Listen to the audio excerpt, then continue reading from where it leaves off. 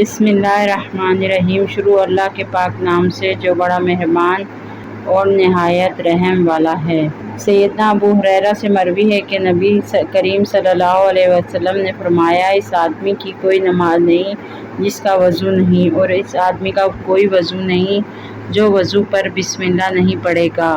حضرت انس رضی اللہ تعالیٰ عنہ سے روایت ہے کہ میں نے اللہ کے رسول صلی اللہ علیہ وسلم کو دیکھا جبکہ عصر کی نماز کا وقت ہو چکا تھا۔ لوگوں نے وضو کے لیے پانی تلاش کیا مگر نہ ملا تو اللہ کے رسول صلی اللہ علیہ وسلم کے پاس کچھ پانی لایا گیا۔ آپ نے اپنا دست مبارک اس برتن میں رکھا اور لوگوں کو وضو کرنے کا حکم دیا۔ چنانچہ میں نے دیکھا پانی آپ کی انگلیوں کے نیچے سے چشمے کی طرح پھوٹ رہا تھا۔ سبحان اللہ! تک کہ سب لوگوں نے وضو کر لیا۔ نبی اکرم صلی اللہ علیہ وسلم نے فرمایا، حدث ہو جائے، جب تم میں سے کسی کو حدث ہو جائے یعنی اس کا وضو ٹوٹ جائے تو اللہ اس کی نماز قبول نہیں کرتا جب تک کہ وہ وضو نہ کر لے۔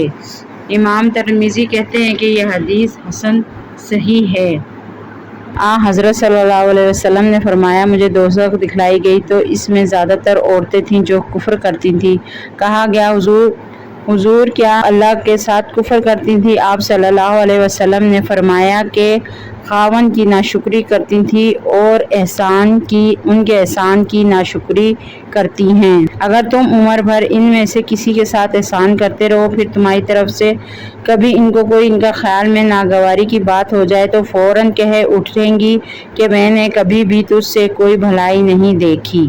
ابو امامہ رضی اللہ تعالیٰ عنہ سے مروی ہے کہ رسول صلی اللہ علیہ وسلم نے فرمایا، یقیناً لوگوں میں سے اللہ کے زیادہ قریب وہ شخص ہے جو ان میں سے سلام میں پہل کرتا ہے۔